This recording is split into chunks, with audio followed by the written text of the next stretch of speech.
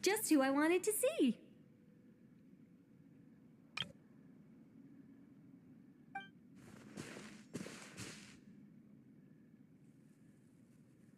I'm delighted with the photos you took. Excellent source material. Now, I have all the carving tools ready to go. Would you like to try it together? Carving tools? You mean these blocks? That's right. The statues are inside the stones. All we need to do is remove any excess material. To make things a little easier for you, I've provided a guide on how the carving process works. Allow me to demonstrate. First, we make some big, bold cuts to carve out the general shape.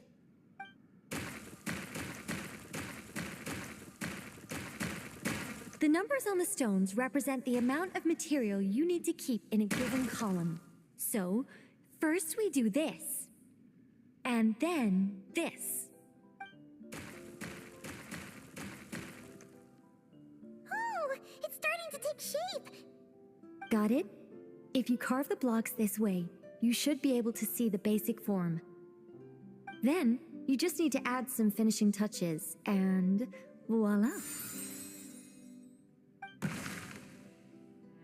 Wait, what? It suddenly changed in the blink of an eye! How'd you do that? A great mage doesn't reveal her secrets that easily. Just behold and be amazed. You got the basic carving process down, yes? Focus on that and leave the finishing touches to me. Much obliged. Alright, let's give this a shot! What the? This is way more difficult than the one you walked us through. Oh, sorry, wrong one. That's the one I was going to work on. Yours is over here. Whew, well that's a relief.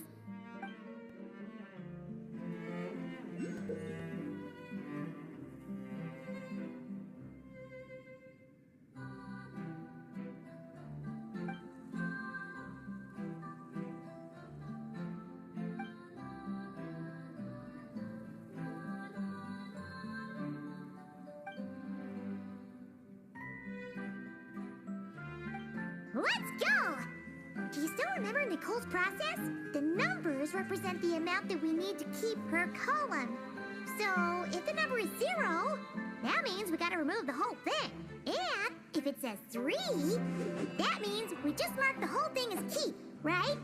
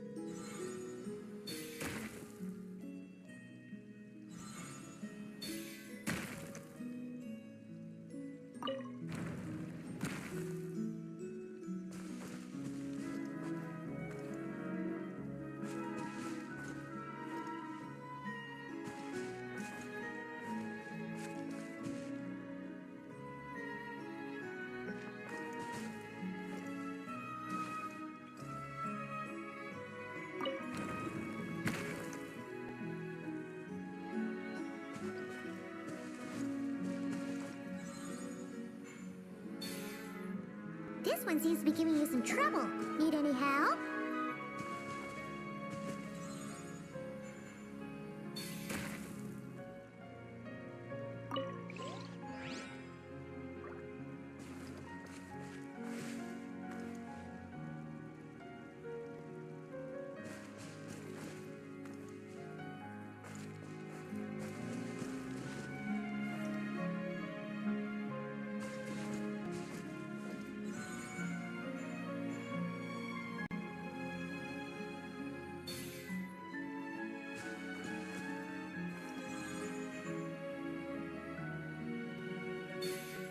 This one seems to be giving you some trouble. Need any help?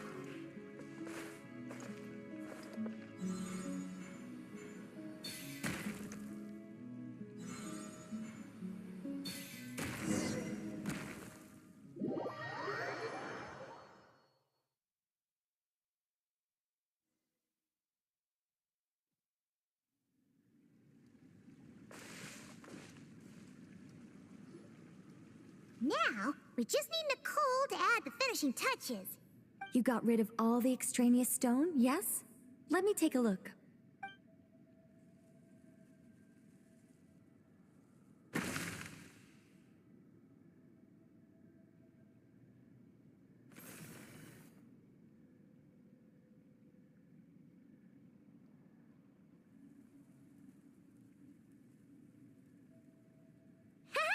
It's done! Oh, it's the Mage's Lodge! When did that get there?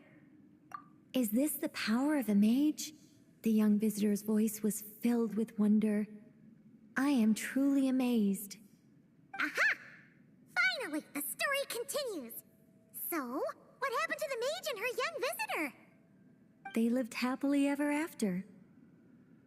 The end. Huh?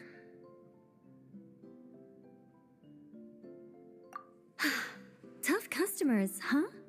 Well, if you're that eager to hear it, I suppose I'll take it from the top. All my heart desires now is to make your wishes mine, said the young man. Those words won him the full attention of the great mage, Nicole Coco. But just as they had started warming up to one another, a group of uninvited guests stormed in, seized the mage, and absconded with her. As the youngster stood there in shock, a new mage by the name of Alinus appeared. She signed a contract with the youngster, bestowing the power of magic upon them. But after making it through a grueling training program, they would come to discover another conspiracy operating in the background. As it turned out, the great mage Nicole Coco was an alien entity. Her true identity was the first daughter of King Meowtress, the third of Planet Meow. She had come disguised as a mage as part of a secret plot to trick the entire world into worshipping Planet Meow. Oh, great mage! Have you been lying to me all this while? The youngster's voice trembled as their heart began to break. Leave me. War is destined to break out between our planet and yours. We were foes from the very start. The mage turned her face away, refusing to let anyone see the tears welling up in her eyes. But the youngster bravely reached out and grabbed her by the arm, swearing to never leave her.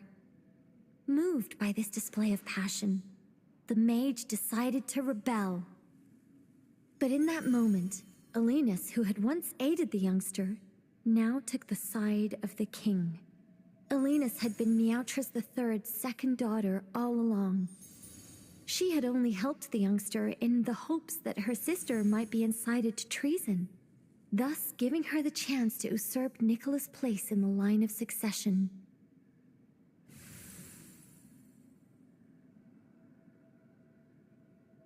Anyway, that's the gist of it. In the end, the youngster, who by this point had turned into a cat, worked with the mage to successfully foil the king's plot. Then, they returned to the mage's lodge together and lived happily ever after in peace and quiet. The end. That was amazing! This story has everything. True love, rebellion against injustice. That can't be helped. All creations escape the controlling grasp of their creator eventually. We angels are a case in point. Once, we were tasked with guiding human beings, but because some of us chose a different path, our entire race was punished. If even the heavenly principles can't fully control their own creations, what chance do I stand? Fate is always ineffable, and yet, I still hope I can guide those I meet towards a happy ending to their tale. That applies to characters in my stories as well. Anyway, the story's over now, and I'm running a little low on energy. Next time I've got a good story to tell, I'll share it with you, all right?